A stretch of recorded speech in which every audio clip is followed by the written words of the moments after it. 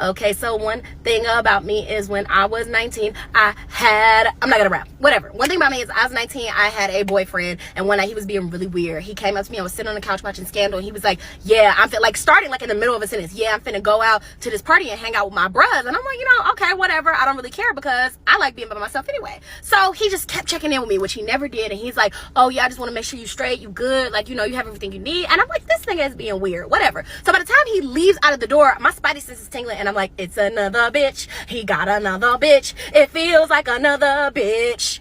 So I called up my friends and I'm like, I want to go to this party and see if this nigga is even there, because that's a great cover, right? So they're like, say less. We wanted to go anyway. So we didn't get to the party. I don't know how we got there. There was no Uber at the time, whatever. Man, I'm old. Anyway, so we got to the party. That bitch is jumping. Shawty's on the left, Shawty's on the right. I'm getting distracted. I'm like, I need to know where my nigga at. But these niggas is everywhere and they're so fine. Anyway, I digress. So we get in the party and I don't see my baby daddy nowhere.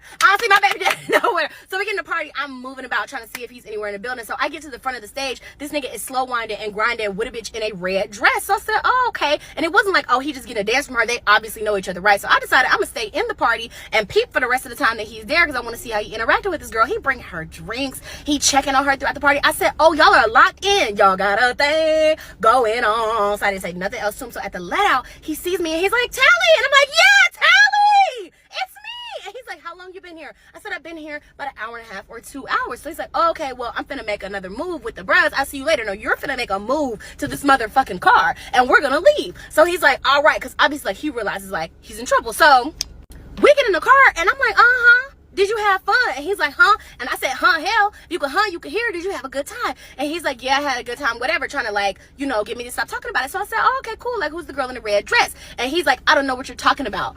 I'm not an officer. You're answering this question in a really weird way. Obviously, catch up, ho. Obviously, I saw it. So I repeated it. I said, who is the girl in the red dress? She had on the gold Jessica Simpson platforms that didn't go with the red dress. And y'all were slow grinding to One Night Stand by Chris Brown and Carrie Hilson. Who is the hoe?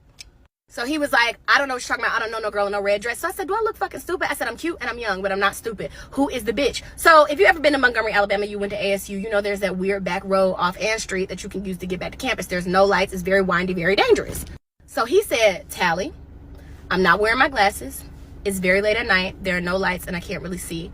I will run this bitch off the road and people will think it was an accident. Then he said, don't ever ask me about that bitch again. And I fucking did it.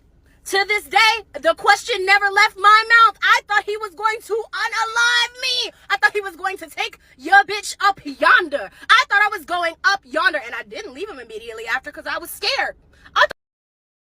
I'm not going to lie. Back then, I would have risked it. Yes, I was crazy, y'all. Very, very crazy back then. I would have risked it. I would have been like, you bad, so who the bitch? Who is she? Or knowing me, I probably would have waited until we got to the crib. And I probably would have had me a pen. And I would have been like, so you gonna answer my question? Or nah? But today me,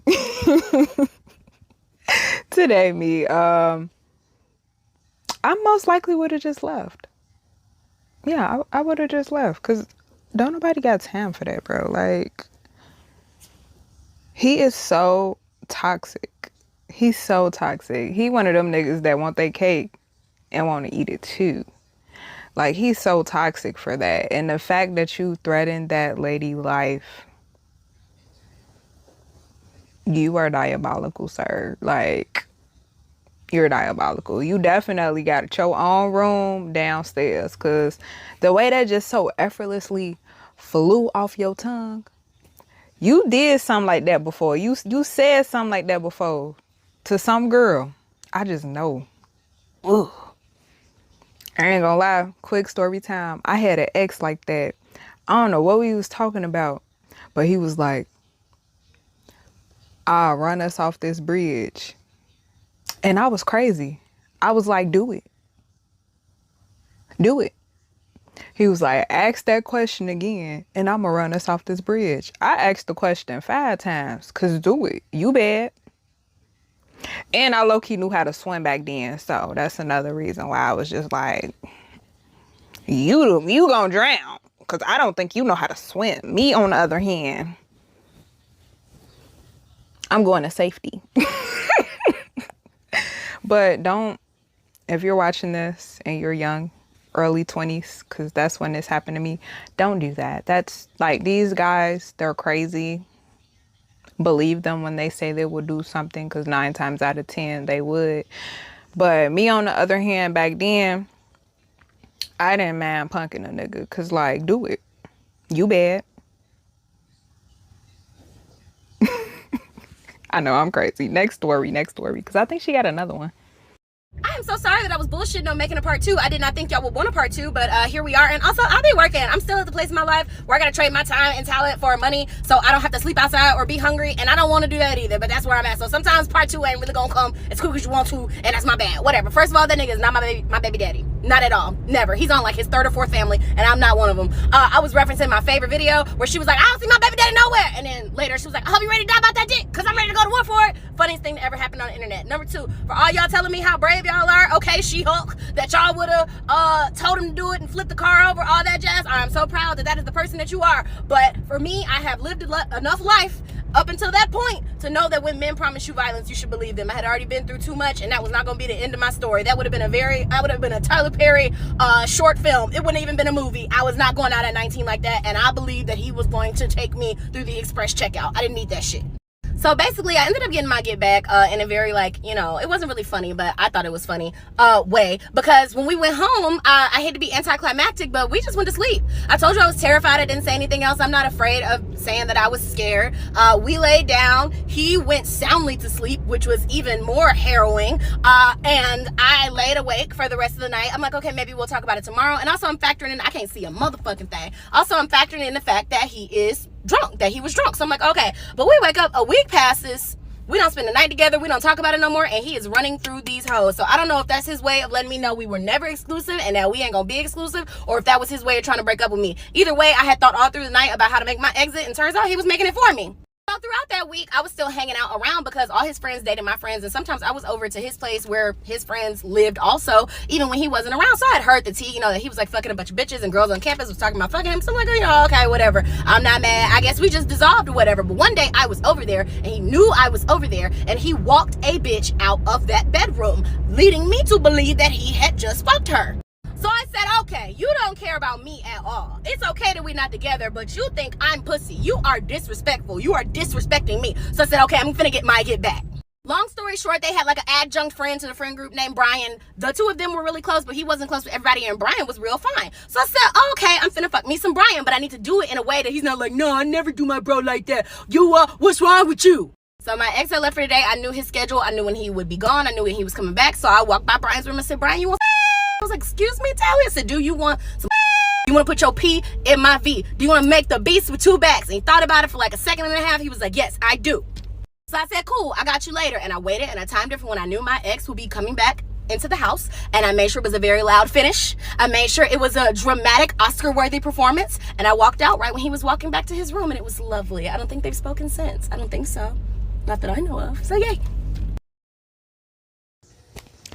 Good job, sis. Oh my goodness. I wouldn't even think of nothing like that. But good job, sis. I usually don't condone smashing like best friends, family members, friends in general. But he deserved it. Like, he was real loud trying to punk you, Pookie. He not only went out to cheat on you that night. You caught him. He was not remorseful at all. He even threatened your life. And then sat up there and was running through them girls left and right. Like, what? Disrespectful. Ain't giving you no type of time of day. And then proceeds to bring a chick from out his room knowing that you was gonna be there. He was trying to punk you, but you did your big one with that. Good job, sis. Good job. I'm proud of you. Cause who he think he is? And he probably wasn't even all that cute. It be the dudes that don't even be that fine be doing stuff like that. Like, who are you? Who are you? Interesting. Okay. But thanks for watching this 2-part story time with me. Tell me down below what y'all think about it. Sis she did her big one with getting her leg back with dude, because he definitely was playing in your face. He was trying to punk you. And the fact that he threatened your life, like, girl, he would not have been sleeping in my bed that night. Folks would have had to get the fuck. Like what Usher say, you ain't got to go home, but you got to get the hell up out of here. You can't stay here. You got to skedaddle, because he would have scared me. Like, what if he did something to me when I was asleep? Like, girl, y'all, you brave, Pookie. You was brave. But don't forget to like, comment, and subscribe. And I'll see y'all in the next one.